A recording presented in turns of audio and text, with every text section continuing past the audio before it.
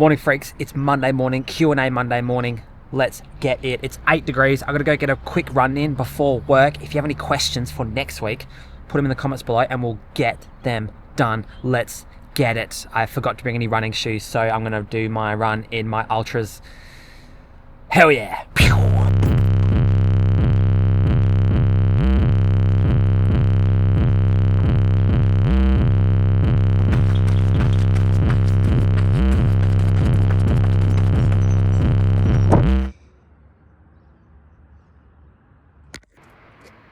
12 times 90 seconds with a 15-second walk. It felt fine. Now I just got to do that for like, I don't know, a couple of months, just slowly building it up, and then I can finally run a sub 3-hour marathon. Amazing. Okay, question number 1. Why don't you shit yourself eating so many grapes and dates? Great question, and this is very, very important. You see, most people, in my opinion, are backed up, and so when you eat grapes and dates, you basically just flush your entire digestive system because it's been backed up. But if all you do is eat grapes and dates all the time, you keep yourself nice and lean, you know, everything's going through real fast, and you don't shit yourself after you eat them because you're not backed up, brother. Good question. Next question. I'm trying to run a sub 20-minute 5K this winter. Are carbon-plated shoes beneficial?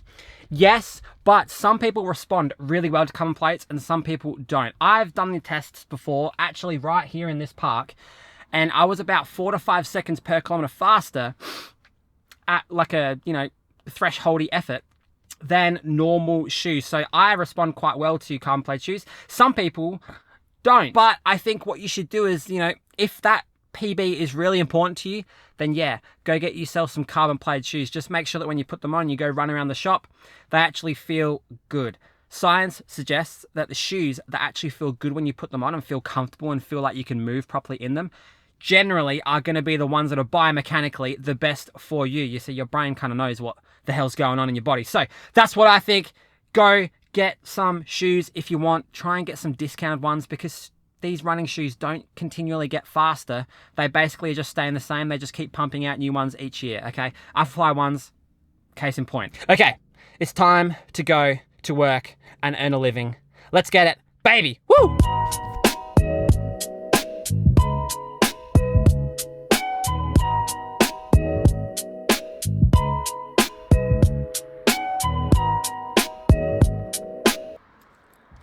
Okay, next question. Most underrated movie.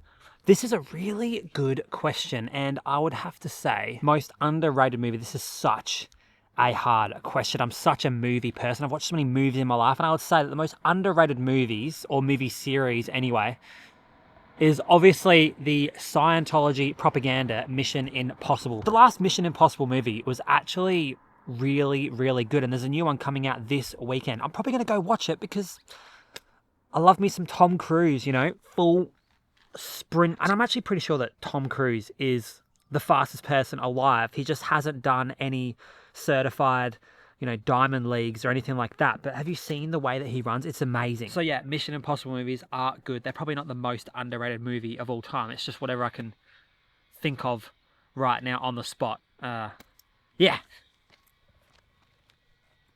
Okay. Okay. How long should your long run be for a half marathon? This is a great question.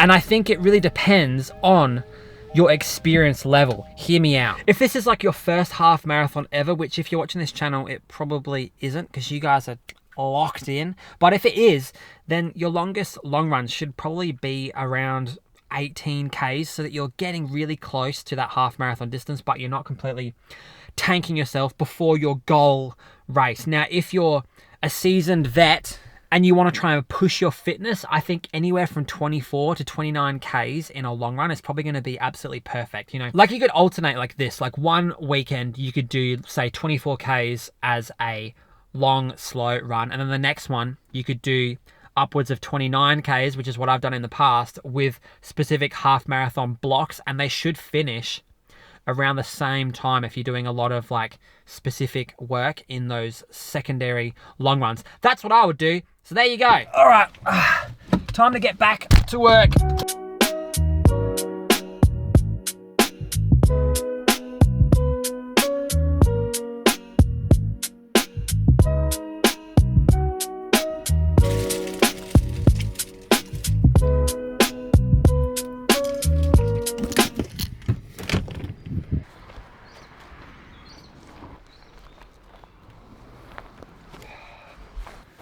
All right. Okay, next question. Is heel striking actually bad for you? This is a very interesting question, and my answer is, well, it really does depend. My physio brain is telling me that it's probably not necessarily bad for you, because I've seen heel strikers and forefoot strikers and all kinds of stuff come through, and you know, some people are good, some people are bad. There's a lot of variables involved in terms of which is going to keep you healthy and stuff like that. But the other side of my brain is telling me that whenever I take people who are heel striking and I take off their shoes and I get them to run without shoes, their gait drastically changes, and that is really, really interesting to me. It tells me that there's something about wearing shoes that allows people to heel strike a little bit more and maybe be a little bit more relaxed with their running form. I find that really interesting. Maybe shoes allow people to run in different ways that help their mechanics to propel them down the road that maybe they wouldn't be able to do otherwise if they were running barefoot. It's hard to say. There's not a lot of science on this kind of stuff, but it's super interesting anyways. Okay, next one. Any thoughts on metatarsalgia? Yes, metatarsalgia is really, really tricky. Sometimes it's not necessarily nerve related, even though it feels like it. Sometimes it can be tendon stuff. What I would say is go through and do some toe strengthening stuff, some plantar fascia stuff, and then if the symptoms persist, maybe there is some neural gliding techniques that you can use to improve that nerve's ability to stretch. But generally speaking, you know, it's probably from the impact of landing on that ball of your foot over and over and over underneath that little ball of your foot pad thing.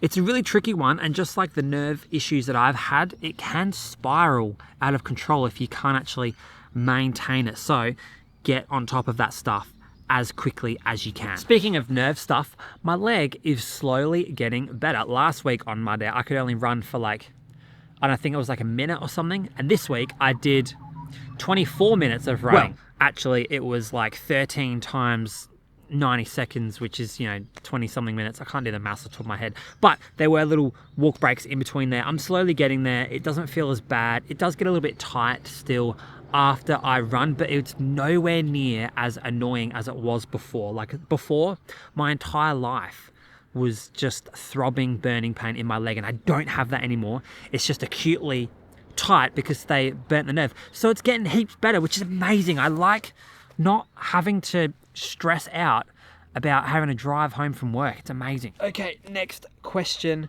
Plica syndrome. This is when the synovial membrane gets pinched. So a synovial membrane is essentially like the membrane on the outside of the joint that holds all of the fluid inside the joint, okay? Sometimes it can get pinched through range of motion, and that can cause like this big inflammatory process.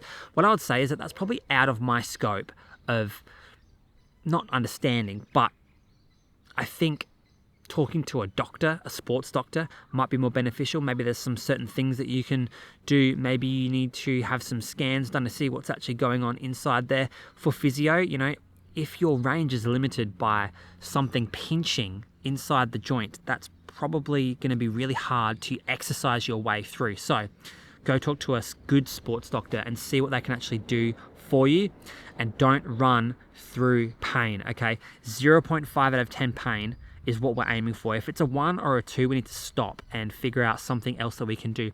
Maybe swimming might be good for you, some cross training, maybe some cycling, all that kind of stuff would be good. As long as we maintain the strength of the knee over time, things generally take care of themselves. Now, that is all the questions that we have for today. So I guess I'll just see you guys tomorrow or the day after or something. I don't know. But now that I am back running a little bit, that motivation to get back on the daily grind is building. So this might be the week. I don't really know. It depends what I feel like in the morning tomorrow. I'll see you guys tomorrow. Bye.